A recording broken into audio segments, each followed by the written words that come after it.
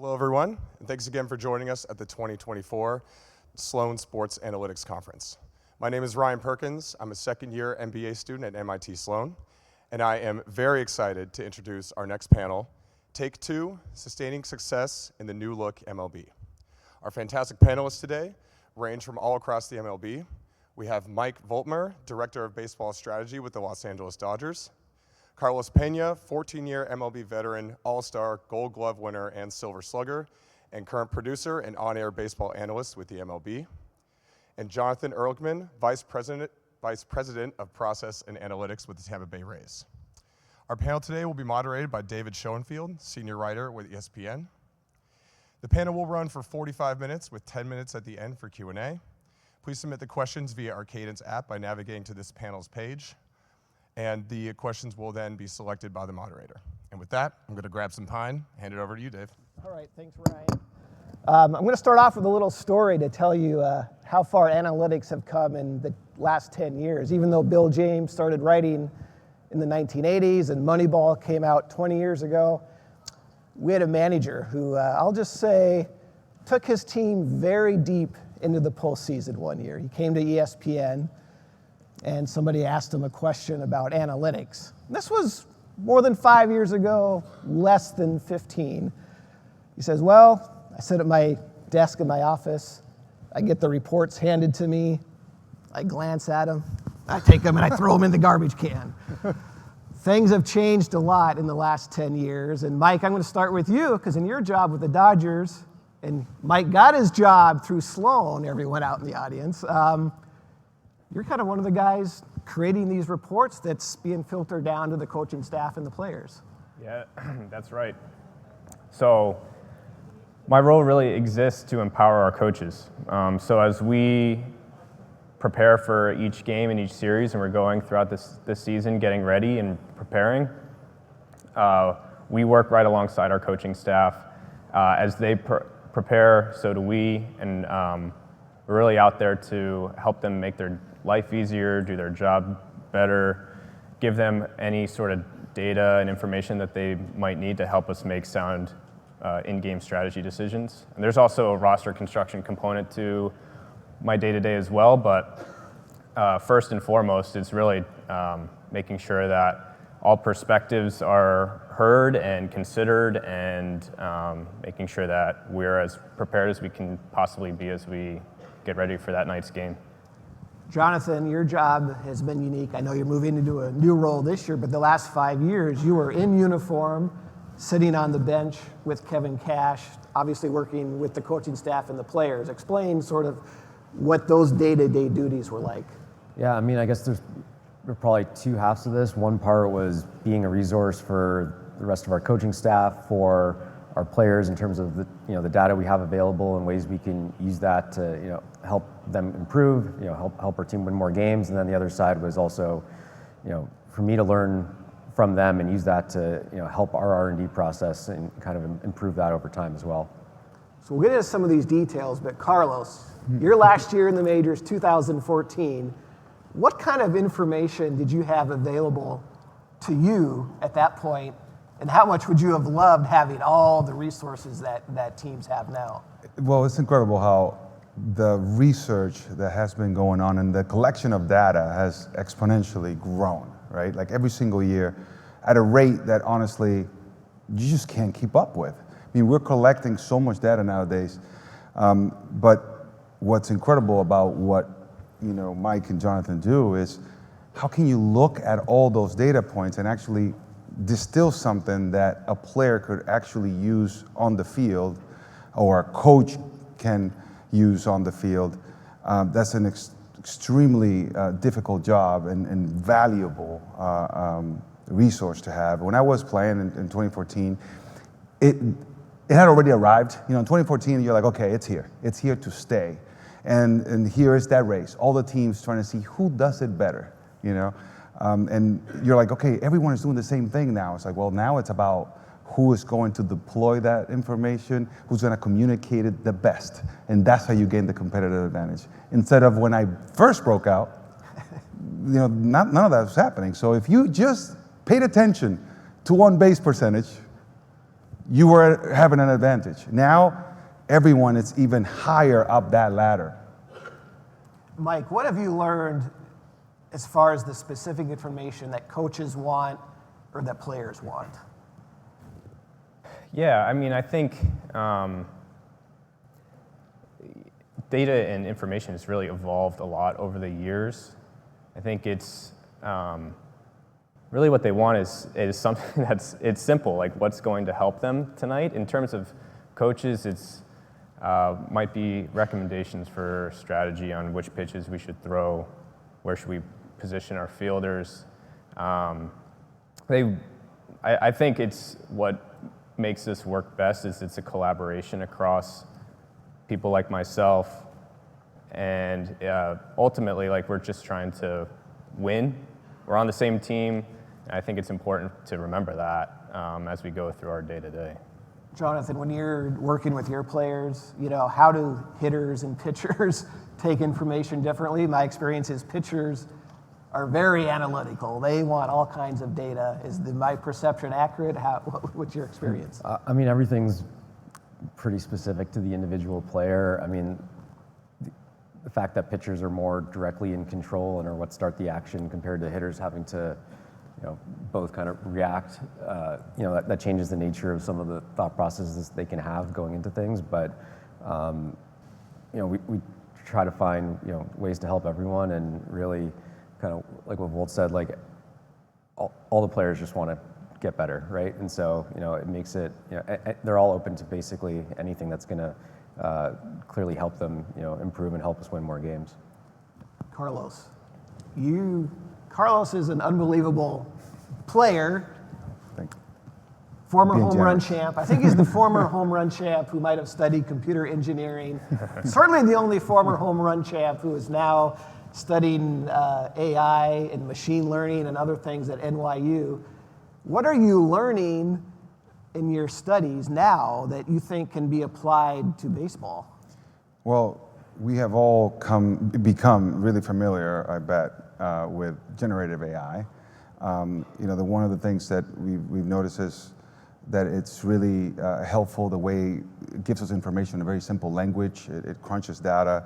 However, it's pulling from a very big pool of data. It's the internet, and you can't totally rely on it because there's fact and fiction out there, right? So now you have this powerful technology. If you were to harness it, and now you use the team's data, the league's data, the data that you could really rely on, it just fascinates me about the possibilities that AI right now could be empowering Jonathan and Mike to give them a starting point, perhaps. That way it makes their job easier. It also helps them with bringing forth that information in simple terms to players and to coaches, so it's actionable and simple. It's a tool that they can use because, as I've said earlier, their role is extremely important. I mean, you look at the baseball industry, MLB, it's a multi-billion-dollar industry, and it keeps breaking their own record every single year as far as revenue is concerned. So the price of one win is absolutely huge. It could be the difference between making the postseason or not. So one play, if you are an owner, you're thinking, goodness, we just missed the postseason. But then you think about all the dollar signs that you missed out on as well, your investment, your return on investment. So I think this is a huge, it just fascinates me. And I think the possibilities are endless. And you know, we're pushing it forward, and it, just like Mike was saying, it's a collaboration. So AI would be a collaborator here. It's a good point. We're going to get back to this, but I love your point about, you know, wins on the margins, because that's what Mike and Jonathan, what you guys are trying to do. And one thing you said back in the green room is, look, in the end, you got to find good players. That's still the ultimate bottom line. But you guys are helping the players and the coaches get those incremental wins, you know. So without giving away any state secrets, what are some of the keys in the data that you are scouring that helps you achieve those added wins? I mean, you know, without going into too much detail, I think we're just trying to always find ways to better understand the game and all aspects of that, and kind of as we're able to understand that better, we're able to find better ways to help our players improve. I think what I was saying, we have a whole support staff between our R&D group, our coaching staff, the rest of the support staff, trying to help our players get better. But at the end of the day, the players are playing. Like they're what the game's about, and everything comes down to how good are they and how well do they execute the things that they're able to do. Yeah, and what I would say is what I often tell our coaches and what we talk about is we're just placing bets. Like we're on which pitch we're going to throw, where we position our fielders, what our approach is at the plate. Like we're just trying to make the best educated guess that we can make, and we're going to be wrong, but hopefully we're right more often than we're wrong. And if we tally those up over the course of 162 games, we should be in a good position, and at least we're adding to our win probability. So if you're facing, let's say, a Garrett Cole, he's pitching against the Dodgers or the Rays tonight, what kind of reports are you giving to your hitters? I think you can, not speaking specifically to Garrett Cole, but what kind of numbers and metrics? Oh, he's got a specific answer. Yeah, I know he does. I know he does. I may be doing my head, maybe not that I'll share right now. I think there's different layers, and it depends also on the individual hitter, in terms of what they want. There's some hitters that just want to know how hard the guy throws and generally the types of pitches, and there's other guys that want to know the locations. They want to know things broken down more granularly by count. So it's really dependent on the individual hitter. And I'm sure there's a lot of video that's being watched. I mean, Carlos, if you're facing Garrett Cole, what kind of data would you want?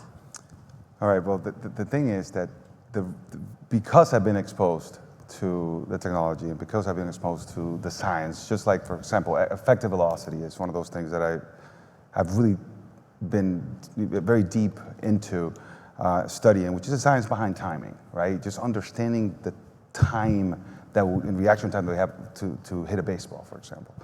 So I look at things differently, right, than perhaps a player that has never heard of this science or never applied it. I applied it myself super early on. In 2009, actually, when I won the home run championship, and it felt like I was getting the answers of the test before I went up to the plate. So that's the value of technology. So I am not, the value of technology and science. So you say, okay, is this the best hitter or best athlete in the world? Not necessarily. And I think this is what Mike and Jonathan take so much pride in, because you could have a team of players, right? Okay, great. They're solid. They're pretty good. We acquired the best talent we could. The Rays have been famous for actually doing that. They acquire talented players. But why do they always get better with the Rays? What is it, right? And John doesn't want to give the secret away. I was hoping he was going to say something. Dodgers do the same thing, but the Dodgers actually have acquisition power as well, right? So it's like, oh my goodness, like that's a very dangerous combination. The Rays win, and they're like, they did it again. They did it again. And I'm sitting back saying, yeah, I know what's going on behind the scenes. Now, Garrett Cole, I would be looking at, where is his tendencies? I want to know what pitches he's hiding. So deception is key for me, like tunneling. What is the effective velocity of the pitch in a location? And as a hitter, then I would have a simple approach at the plate, simple as, I talked about this yesterday, hunt the fastball, all right? It's coming faster than you actually perceive it. The real speed of that is faster than what you can perceive. So you have to get started earlier than you think is reasonable. If you want to get down to the nitty-gritty, I can give you a number, but usually players don't want to hear that. So it's got to be more something like soft and early. Get started earlier than you think is reasonable. Be above the ball. Expect the high pitch. Hunt it. So now we're like, oh, I understand that. And that's the kind of challenge that, Jonathan and Mike have. They have to speak the language. And the greatest thing, I keep on praising them, because the greatest thing is they understand the power that they have with all the technology, but the humility to go to a player. Now, you know something about a player that they might not even know themselves. And yet they approach it with such humility that it disarms the player, and the player then becomes receptive. You could do this the wrong way, you could do this the right way. These guys are artists at it. Mike and then Jonathan, what have you guys learned over the last 5 years, 6 years on how to approach, literally how do you approach the players? And certainly they're much more data savvy than they used to be, but I'm sure there's been a learning curve on how to do your jobs the best way possible. Yeah, and I guess what I'd say, and I think my role is pretty different than Jonathan's in that I don't actually talk to the players as much as Jonathan may have in his role in the dugout. But for me, I think what's gone well is playing the role behind the scenes to make sure that the coaches have everything that they need in order to approach that conversation in the best way possible. And yeah, I think I don't know that it's best for someone like me, frankly, to deliver that message in a lot of ways. Now, just being around in the clubhouse and downstairs at times, those conversations do happen. And I think the best players want to be told the truth. And so I think it's really important to remember that I owe them the truth, what I know and what could potentially help them. If they're good and want to be great, that's what they should want. Would you, back to you in a second, Jonathan, but would you agree with that, Carlos, that players want to be told what they're doing wrong? You told a story about when you were a young rookie with the A's, top prospect, highly rated, very confident, hard worker, yet the hitting coach was trying to get you to change your swing. Yeah. I mean, this is being hard-headed and absolutely committed and just confident is part of why you're able to make it far in sports, right? But then that can also hurt you later on. Maybe you're not as receptive because you believe so much in the way you do things. We want to know the truth for sure, but there is a dance that is definitely important. It's like when you deliver the information, you don't want to lose the player right away. There's egos involved. That's why their jobs is not as easy as they make it seem, right? Because you're thinking, this guy, I've been here. I'm a big leaguer. You haven't been in the big leagues. You don't know what it's like to step in the box. Right there, we can't even have the conversation because there's that contention. The good news is that players nowadays are more educated than ever. They have been training ever since they were young kids, right? On this, they've been hearing it. They get to the minor leagues. All this stuff is going on in the minor leagues as well. So players become, they are expecting it actually. So that when they get to the big leagues, they're ready for it. Now, 2014, it was okay. Now it's they know that analytics is part of the sport and they're ready and they want it. Yeah. Jonathan, I believe your bio states your baseball career ended at T-ball and you came into analytics when you read Moneyball. So that transformation to wearing a uniform and trying to relate to the coaching staff and the players, how have you had to adapt to that role over those 5 years? Yeah, well, getting something Carlos was talking about, the most important thing and the first step is relationships and gaining trust. You're not going to be able to have an impact on somebody unless they trust you that you have their best interests at heart. And that's something, I learned from the rest of our staff, and especially my first year in this role was, the importance of that, how to do that with the players, and then when it comes to, delivering specific messages, you're not getting into this, all the details of how, some of our sophisticated models might work. It's trying to figure out, on a level that they can relate to, how do we talk about things at the level of velocity or, sprint speeds or first step, things that are, they're already thinking about, and try to put stuff in that kind of language. Then, something else kind of related to this topic, it kind of goes both ways. It's not just how I've been able to, or how our staff's been able to translate stuff for our players. It's also, what have I been able to learn from them? Yeah, obviously, I've never stepped in the box against a major league pitcher or really, any pitcher really, and being able to own that, have that conversation with the players, say this is what I see, but also I haven't had the experiences you have. What are we not factoring in here? And I guess there's a lot I've learned over the years, just from having those conversations with our players and being able to understand, their perspective and the things that I haven't had, the experience with. Carlos, I've always been told the one thing you can't do to players, and Mike, you can vouch for this, I'm sure, present them a big page full of numbers. Players are going to be very, very visual, correct? So you got to present that information the right way. It's just two different systems, right? Like there's one that is analytical, systematic, and usually, obviously, front offices work along those lines in that capacity. But then when you're between the lines, I mean, you can read every single book on sports psychology, and the idea is you want to be in a state of flow, right? You want to be able to go out there and allow your ability to express itself. And these are two different mental systems that you're using, right? Parts of your brain. So it's like, if I'm calculating numbers, I can't go hit a fastball at 100 miles per hour. I got 0.38 seconds to react to an up and in fastball from Garrett Cole, because I have to hit it out in front so the distance is shorter and we can get to the nitty gritty of that. That's extremely difficult. Now, if I have 10,000 formulas, now I'm in trouble. I told the analogy yesterday of a Tesla, right? We all enjoy the beautiful ride. Man, this is so smooth, The car detects the stop sign. It stops before you get to the car in front of you. You can let it go and it'll do it for you. It has hundreds of models and it's extremely complex and complicated, as Jonathan was just alluding to. As a player, I just want to enjoy the ride, man. Like, let me just enjoy the ride. If you give me one command, that way I can go and just execute it, sit on the fastball inside all day today. That's all you're going to do. Get ready for it. Oh, now I can go and do it.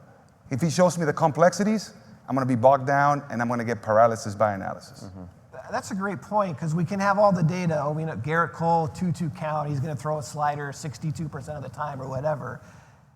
I don't know if you're thinking about that as a hitter, because I know hitters I've talked to will say, I'm not even looking specific pitch. I'm looking a part of the plate, because you can't cover the entire plate. Pitching is too good. So you might, to your point, I'm looking inside fastball. He throws a breaking ball in the outside corner. I'm walking back to the dugout and tip my cap. Wow, you're a better hitter than I was when I was younger already. Yes, no, because the way you're thinking about it, this is precisely one of those things that I talk to young hitters. It's like, okay, and information like that comes from Mike or from Jonathan, right? Like, okay, that's what I'm doing.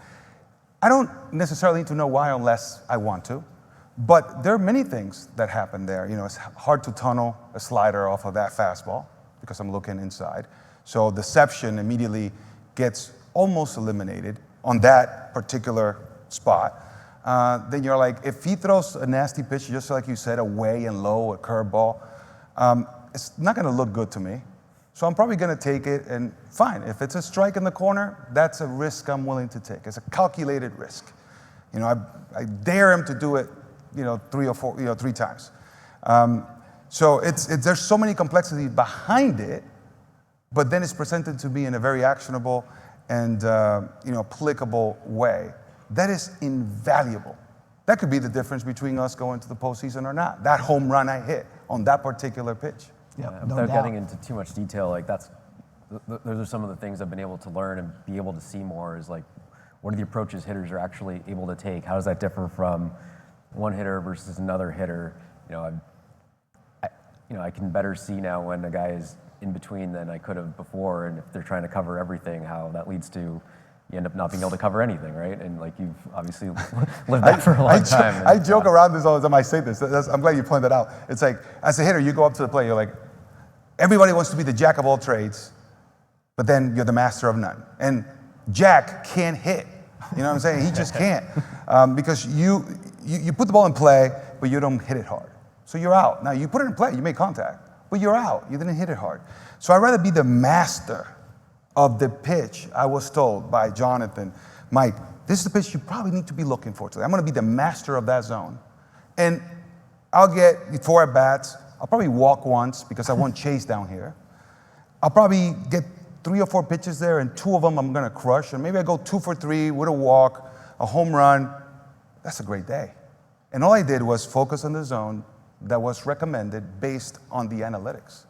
Well, we're going to get back to this in a second. Mike, both of you guys also are involved in game strategy, which we're not talking old school game strategy. Nobody bunts anymore, nobody hit and runs. Once in a while, not too often. So when you mention game strategy, what are you talking about? Yeah, I think it's a lot more about preparing for decisions that we might face in the game. And a lot of indecision is a decision itself. So thinking through when to pinch hit or not, who to bring out of the bullpen or not, what are those situations where we want to make those calls, where do we position our fielders, everything like that are decisions that need to be made by our coaching staff. But those are the guys who are pulling the levers in the game. And so I see my role as a support system for that, and making sure they feel as comfortable and don't get caught up in the magnitude of the moment, because we've talked about things ahead of time and we know what's the best call in that moment. Jonathan, would you? I assume you agree with Mike here. Yeah, I would agree with all that. I mean, at the end of the day, these are all Cashy's decisions to make, and like that we've had. I mean, I think he's been with us for almost 10 years now. I forget exactly how long, but we've had tons of conversations over the years about the stuff, how to set up processes to make some of these decisions easier to make in the moment. How can we prepare ahead of time for that? And I mean, he's got so many reps at this point over the years that he's really good at this stuff. I want to do one last AI question, Carlos. And you're studying this. Can we learn pitch recognition from AI? Because this is the $1 million question. And players just learn this organically. The best hitters, they're not being taught. They just know it's going to be a fastball or a curveball as soon as it leaves the pitcher's hand. Is that something you're working on? When we're looking at this generative AI, with data that you can actually trust, right? Enterprise-ready generative AI, like AlphaPlay. AlphaPlay is a project that I'm working with. It's all about, if I can find what my vulnerabilities are, then I would be able then to work at them and make them perhaps go from a weakness to a strength, or eliminate the weakness so that it cannot be exploited when Jonathan is crunching numbers and advising pitchers to get me. Here's the AI helping me, like, okay, you chase this pitch, right? Pitch recognition, you chase it. Why are you chasing it? The great thing about the AI is that you can teach it, along the lines of your philosophy. So it can work in synergy with the philosophy of your ball club, right? So the Dodgers or the Tampa Bay Rays have a philosophy. You can teach this new technology to just think along with you and perhaps cover some blind spots, right? Or validate some observations that Jonathan and Mike just made. It's like, let me see this. Wow, the AI is confirming it, So as far as pitch recognition, it's like, okay, why does Carlos always chase the low and away changeup, right? The AI would be able to show that the reason why I'm doing that is because my attention is on a fastball away. The AI, because they do geolocation now, which you can track the baseball. I mean, it's unbelievable. It's like the AI will be able to tell if your attention is on the fastball away, that's why you're chasing the changeup away. You can't recognize it because it's tunneling off of the fastball. And you're like, oh, so perhaps I should listen to what Jonathan says, which says, like, raise my sights, look up and in. Then I'm no longer vulnerable, low and away. Does that help you work on your skill? It helped you recognize the problem. Right. I will say one more thing about this. I spent so much time as a player, personal experience, working on how to fix symptoms. It was a symptom here. I'm breaking down, or my collapse in the backside. I have an uppercut. I'm late in these fastballs. I need to get quicker with my hands.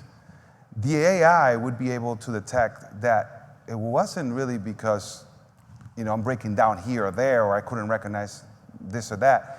The AI will be able to detect, no, it's because you are 0.5 seconds late, let's say. You're too late getting loaded. That's the root of the problem. You can't recognize anything, you're in a panic mode, you got no chance. So I'm like, oh my goodness, if I start a little bit earlier, now I'll be able to recognize. So see how it helps that way? As far as having a technique to help you with this is something that they already do, to help you with recognition, and you're doing eye exercises, you're doing all sorts of things. This is more just an opinion. If we had the Bill James Moneyball revolution era, we had the data revolution era that we're still in. Is this going to be the next era on how to improve a team? AI, I know that's a big, broad term. Mike, what do you think? I mean, I do think it's an emerging technology that we in baseball, we the Dodgers, we across all kinds of industries will find ways to leverage. I think in the short term, it's the simplest, lowest hanging fruit is just worker productivity. It's amazing how much things like GitHub's Copilot has helped people find ways to write code more efficiently. You see Stack Overflow is not nearly as trafficked as it once was. So I think that's where we're heading in the immediate term. Maybe longer term, I think it's about democratizing data and making it so that people don't necessarily need to learn SQL in order to get an answer to a question. If they want to find some involved data set in our database, they don't need to write the code to do so. They can just ask the question to get the answer. I think we're headed in that direction, maybe not there just immediately, but I think the speed with which we get there could be potentially an advantage. See, and this is where Mike is just hinting, we're there. Now that is available. And so that's good news, Mike. I'm telling you. It's available. What does AI say about Yamamoto? It was pretty good the other day. It has blown my mind. I'm sitting there exactly what Mike just said. It's available right now for teams. So I'm like, this is groundbreaking. This is dangerous. If whoever gets a hold of this, I don't want to be on the opponent, on the opposing side, because he's going to know all of my vulnerabilities. All the players will be able to have access to it in simple terms. So they'll be able to apply it, and it'll be actionable. The coaches will become better coaches. The analytics team is going to become better teams, better in analysis, in data crunching. So it's going to expedite everything. It's going to be actionable. It's going to be fast. It's going to be instantaneous. It's going to be precise. That's a huge competitive advantage. Yeah, and we're also starting to see newer, different data sets come around. Ball tracking was maybe 15 years ago that started, and then we had StatCast player tracking with Hawkeye. We're starting to get into more biomechanics tracking and those kind of things, and it's bigger data sets, different data sets. There's more computational power and different algorithms available now, so that changes the things that both teams and the public are able to learn about the game, and we're starting to even see some of the things Carlos is talking about in terms of or being 0.05 seconds late being the reason that your mechanics are breaking down later. I mean, we're almost seeing kind of a convergence between scouting and analytics within the data sets, because that might have been up until fairly recently something that is purely something a scout or a coach is going to see, and now in theory we're starting to get access to data sets that could be able to measure these types of things. I want to switch course here a little bit and get into some of the rules changes that happened last year. Foremost, obviously, was the pitch clock. Game time was down 24 minutes. I think a lot of people in MLB thought the fastball velocity might go down. That didn't happen. The average fastball topped 94 miles per hour for the first time. Pitching injuries, trips to the IL were basically stable. There's been a lot of anecdotal evidence from Max Scherzer and others claiming there were more injuries. I think time will tell. There'll be a lot of research and studies into that. But Carlos, as a former player, what did you think of last year's quicker games? I liked it. If I were playing today, I said I didn't like it. Because I'll tell you why. I mean, I think the rule of get in the box, and at a certain amount of time, you get your seconds, It was implemented because of me. Because I was a human rain delay. I'd be like, time. It's my at-bat. You pitch when I tell you to pitch. I had that type of attitude. I used to call timeout all the time. But there's something that happens there. A lot of people do not actually attack. I think it's a better game. Just watching it, it's just more dynamic. Like there's more action. It's fun. It's quick, right? But the pitcher and batter matchup, for a hitter, every single time a pitch is made, there's an effect that it's made on our brain, right? Psychologically, it's also, your neurological pathways, your eyesight immediately, there's a visual hold that it's in your brain, and the pitcher could immediately exploit that. Now, are they thinking that way? Perhaps not precisely, but I think this is where we're going, where we're going to be able to utilize, a pitcher could take advantage of that and really, immediately after he throws a fastball up and in, pair it up with a changeup off of the same line, and it's extremely effective because it tunnels, and the hitter doesn't have time to clear what just happened to him. It's almost involuntary, like the effect that it has on you when you feel that fastball, right here at 98, and you're like, boom, and you're like, whoa, man, like I can't get to that. That's way too fast. And then here comes the changeup, and you go, whoa. You almost cannot help, have that horrible swing because the changeup looked precisely like the fastball that you just saw. Right. You knew that you were late on the fastball, so you have to hurry. You see the changeup, and immediately your brain goes, react, defend yourself. It's fight or flight. But it's a changeup. Now you're like, oh. So you asked about Yamamoto. I expect a lot of that. Fastball up, split. Am I giving away too much? You might be right. Yeah, Right? 91 mile per hour splitter that just dies down. Nasty. I don't advocate betting, but if you want to place a Cy Young bet, look into Yamamoto.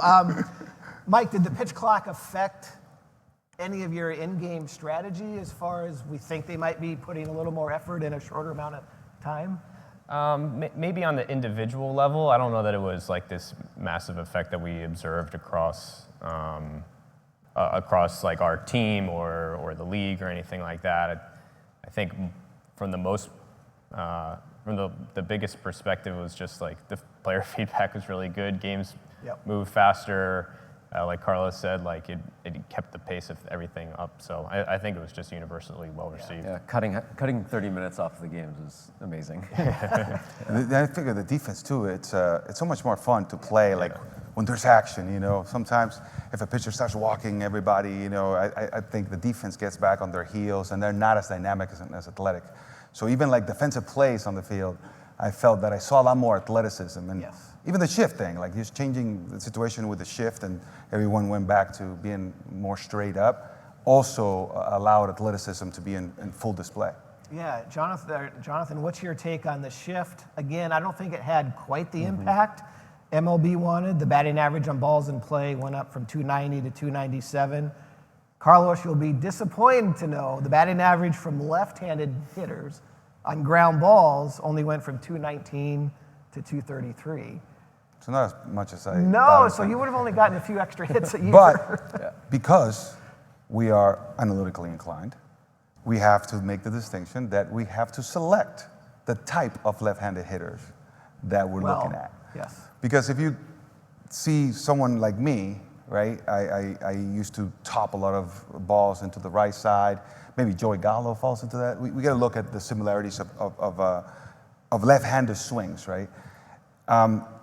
I like the shift now.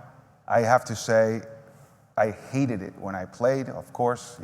My batting average went down because it's not that easy to change your swing, to change your angles, the angles of your swing, to create a ground ball the other way. It's just simply not that easy. Some players are able to do it better than others.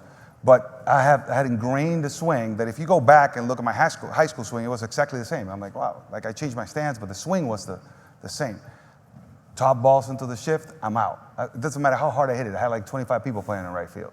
Like the whole roster. Like, what is this? And it was unfair. It really got me mad.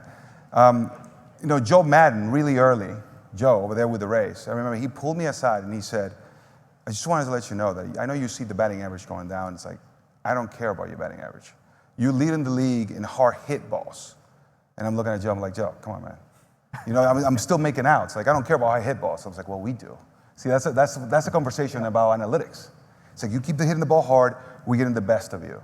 So I kind of calmed down a little bit, even though I hated to see a low batting average. He just said, just keep hitting the ball hard. You know, you get under one home run, you know. Well, it's a great point. I make the mistake sometimes of reading user comments on Facebook, and they'll be like, how come more guys can't be like Tony Gwynn? Well, first of all, it's Tony Gwynn. He won 10 batting titles. But I asked Freddie Freeman once, if you just tried to hit for batting average, what would you hit? And he said, probably the same, because I'm just trying to hit the ball hard. I can't control where I hit the ball.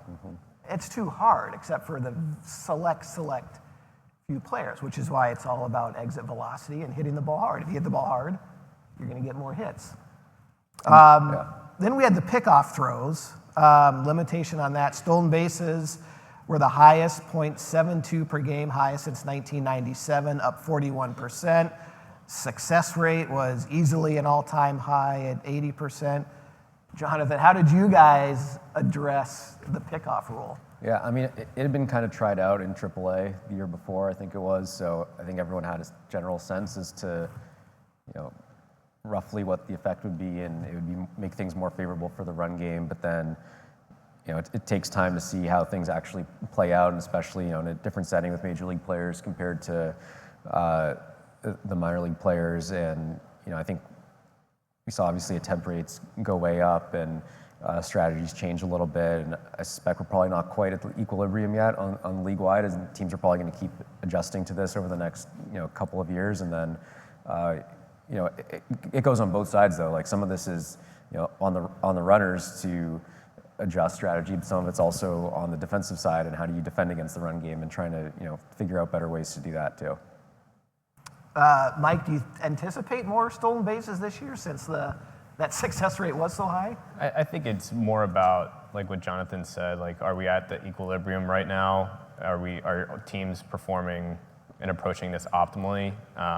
So potentially, yes. I also think pitchers will adjust more as it's become even more important to vary your times, vary your looks, and not fall into these patterns of you know, whether or not you're going to go pick to first or second or go to the plate. So the onus has been placed on the pitchers to keep the runners at bay now, and if the pitchers adjust, it's also possible stolen bases don't go up. Yep. So, I mean, time will tell. We'll see. I want to get into robot umpires, but we have a ton of questions from the audience. And Carlos might take the rest of our time talking about I see what your intentions are. Although I will warn, they used them in AAA last year, and walk rates were way up, so that would be good for Carlos. He would draw 100 walks a year. So what are you trying to say? That I'm getting calls that were not strikes, right? And they're giving them to the pitcher. I always felt the pitcher's always been like they need any help. You know how hard hitting is? Hardest thing in sports, no doubt. So we got a good question here. Mike, I'll hand this one to you first. Does it make sense to have data-friendly ex-players communicate the learnings from data analysis? And we're seeing that. A lot of ex-players now are in these front office roles. I mean... Yeah, I mean, the answer is without a doubt. And as players have gone up through the system, and now as you mentioned, like the data revolution that we've been a part of, players have been a part of that and now retiring, and now they want to get involved in the front office, and there's plenty of opportunities for that now. And I think the former players they understand, obviously because they've lived it, they understand the perspective of the current player in a way that I can and Jonathan can't, as he mentioned earlier too. So they don't have to fight as much for that level of empathy or understanding. Like, that just comes naturally now because they've lived it and they've been a part of it. So I think it's a huge advantage to have and incredibly valuable.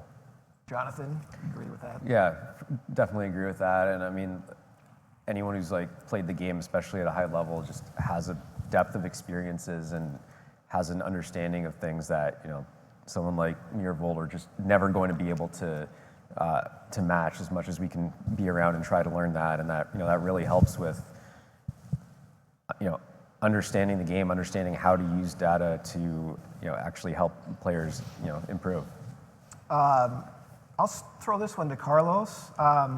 Large contracts are getting longer with more deferred money. We might need a follow-up from Mike on that. Mike should answer this question. What would you say to a fan who is concerned that his or her favorite team is creating a dangerous situation down the road? I mean, obviously as an ex-player, I'm sure you follow what they make in this day and age. What do you think of these big contracts? Well, I mean, obviously I want the player to get as big contract as possible, right? And I'm always biased for the player. But if I sit back and I take off, my emotional hat, right, and I say I'm going to be objective about it, there's something to that, right? So I think teams are very clever in the way they structure their deals because they want to make sure they have some flexibility later.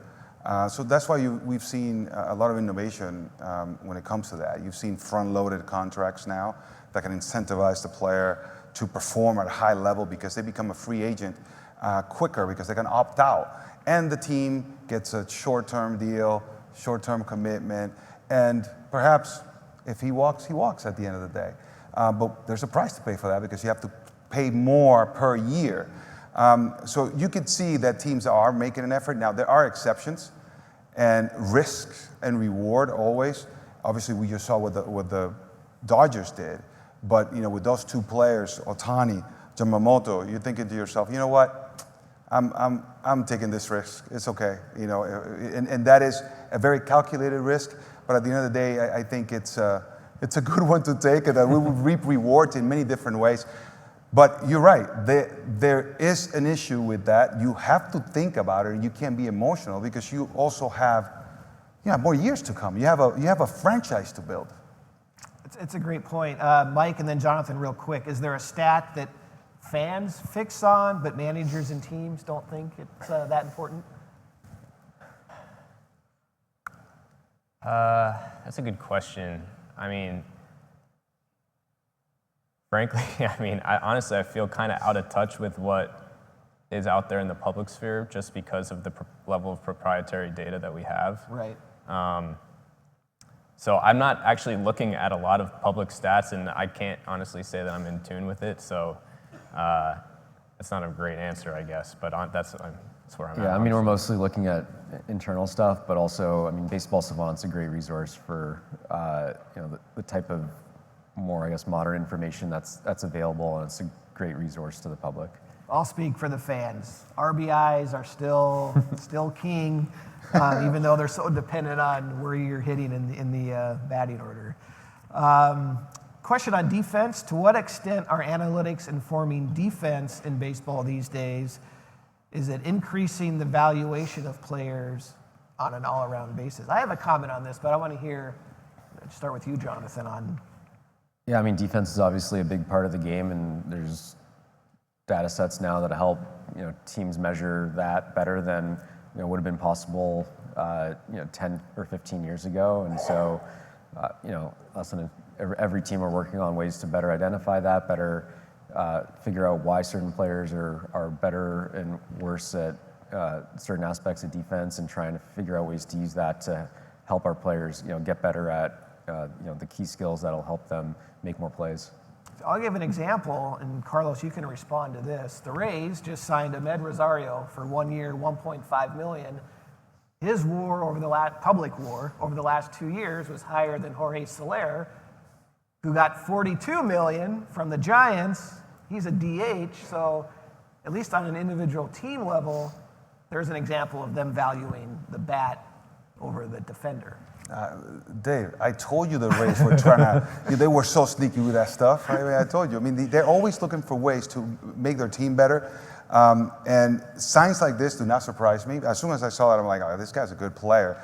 But they know the nitty-gritty behind it all, right? Like, they've been scouting Rosario, for such a long time. And they got the data sets. They got all the data there to be able to say, and they know what they value as well, which, by the way, may not be public, for public consumption. It's just their own way of looking at things. And as you can see, it truly works. And that could be also subjective, by the way, right? This is what they do. The Dodgers may do it differently. The Dodgers may value something else. It also works for them too. Whatever they're doing, it works. Helps if they can slide Mookie Betts into second base. It does. Mike, outside of the Dodgers or the Rays, is there another team in MLB that you're impressed with what they're doing with analytics? It's hard to know the exact inner workings of how teams approach problems or tackle different things. I like looking at the teams like the Rays who have limited financial resources, but yet continue to churn out winners. So, the Guardians stand out as one that are like that. I think the Brewers are kind of interesting in that same capacity. So it's really like, finding ways to build sustainable winners given finite resources. Jonathan? Yeah, I've been with the Rays for 12 years. It's tough to really know what is going on with other teams, so I don't really have a good answer to that question. Yeah. How about you, Carlos? Is there a team that impresses you? Well, obviously the Astros had always been that team that I thought were extremely good at that, and I was early on with them when they were struggling, really just getting off the ground. And of course, they had great players coming up, but I could see how analytically inclined they were. And now you can see the Orioles too, and Elias goes over to the Orioles from the Astros. So, yeah, you're like, analytics is working. Yes, they have incredible talent, but make no mistake about it, you have analytics right behind that. Another one for Mike, since this applies to the Dodgers this offseason. How might you approach analyzing players who might not have a lot of data, such as international players? Although I know we talked before the panel here that you had pitch tracking data with Yamamoto from Japan. Yeah, in that case, yes. I don't know that we felt like we were at a severe disadvantage in trying to analyze Yamamoto's performance over there. It's more about how do you take that data and translate it into what we expect him to do at the big league level, and adjust for those types of things. And so I think that's really how we kind of approached it, as well as blending a lot of scouting information. Jonathan, I don't know if you can answer this, but the Rays, of course, one of their specialties is poaching players as minor leaguers from other organizations. But we're getting a lot more data, obviously, on minor leaguers.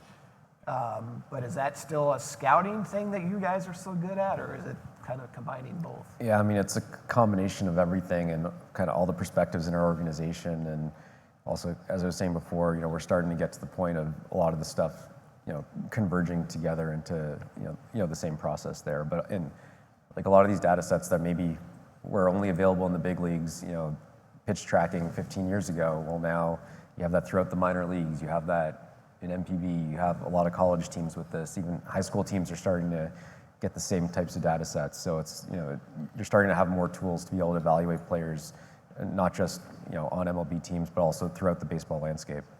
I know there's a lot of people out there who would probably like Mike's job or Jonathan's job. So Mike, any career advice? Here's a question. How competitive is the hiring process for jobs like yours? Not just among the applicants, but are teams fighting over individual applicants? Yes, all of the above. It's incredibly competitive.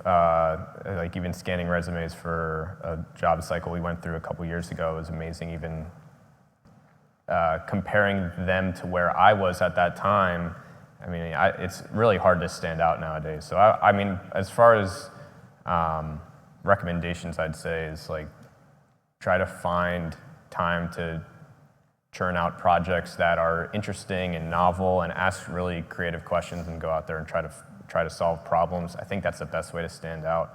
I think if you want an analytical job, the technical skills are kind of a prerequisite, but I think it's really demonstrating that you can do the job before you have the job. Yeah, that's probably the number one piece of advice I'd give is, there's a lot of data available publicly, so think of interesting questions and use that to try to come up with answers to those, and have that portfolio, online or available to present to teams. I haven't been directly involved with our hiring process since I was last in our front office in a director of analytics role, 6 years ago. But we used to have, 700 applications for a position, and I'm sure it's probably even more now than it was then. So that's probably the best way to really stand out. We've hit our limit, but I'm going to go overtime and ask Carlos one last question. Even though you never went in a slump in your career, how can analytics help a player in a slump? Thank you very much for your lie.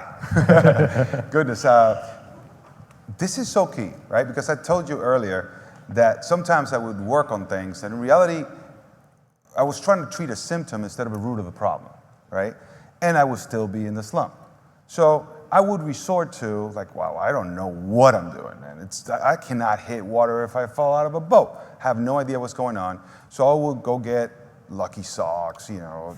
I would try to like go to the superstitious. I think, you know, sometimes we make a joke out of that, but why are you being superstitious? Well, perhaps because you really don't have good answers and you have a problem to solve. Just like Mike was saying, like find a problem to solve. There is a question right there. How do you help players get out of slump quicker, right? Instead of those long, prolonged ones I used to go to, like 2 weeks without hitting.